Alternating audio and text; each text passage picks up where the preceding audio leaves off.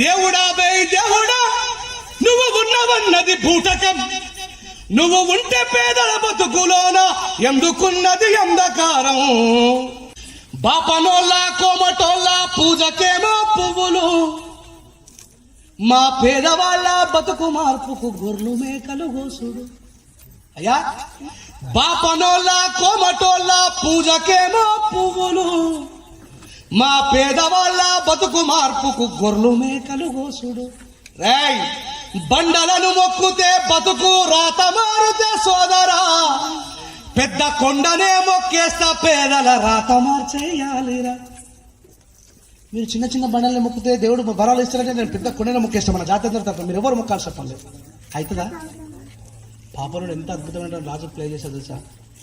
ఎన్నాళ్ళకు వస్తాడో మన దేవుడు, ఇంకెన్నటికి వస్తాడో పరమాత్ముడు, రూపమన్న మాట లేని నిరంకారుడు.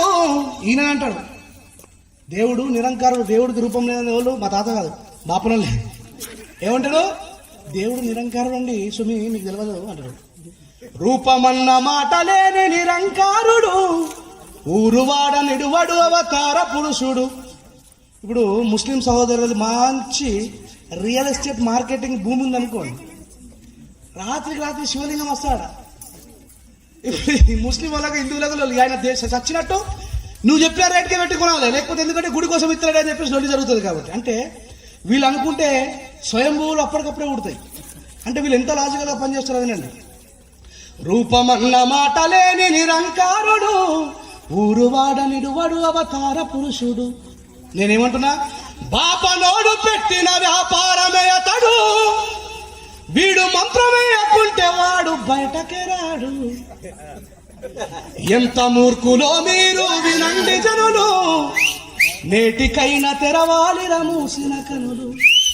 పొద్దంతా కాపాడమని గుడికి వెళ్తారు, అవ్వ రాత్రైతే ఆ గుడికొకడు కావలి కాస్తాడు. తనను తానే రక్షించుకొని లోక రక్షకుడురా, ఈ సృష్టిని రక్షిస్తాడంటే ఎట్లా నమ్ముతుండురా. స్త్రీని దైవమంటూ మొక్కే మన దేశములో గుడుల పైన నగ్నంగా బొమ్మలేసిరి, బూతులోన నీతి చూడుమంటూ చెప్తారు. మన స్వాములు సన్యాసులు దాన్ని ఆచరిస్తారు. అంటే సర్వలోకం దైవాధీనం, దైవం మంత్రాధీనం, మంత్రం బ్రాహ్మణాధీనం, బ్రాహ్మణేవ మమ దేవత అని రాసుకున్నాడు. ఏమన్నాడు? సర్వలోకం దైవాధీనం, దైవం మంత్రాధీనం, మంత్రం బ్రాహ్మణాధీనం, బ్రాహ్మణేవ మమ దేవత. సర్వలోకము దేవుడి చేతిలో ఉన్నది, దేవుడు మంత్రం చేతిలో ఉన్నాడు, మంత్రం బాపరాడు చేతిలో ఉన్నది. నేనే దేవుడిని అంటున్నానండి మిత్రులారా. అందుకేమన్నా సర్వలోకము దైవాధీనము అన్న మాటటు వాయరా, ఆ దైవమే ఒక మంత్రానికి బందిగుండడమేందిరా.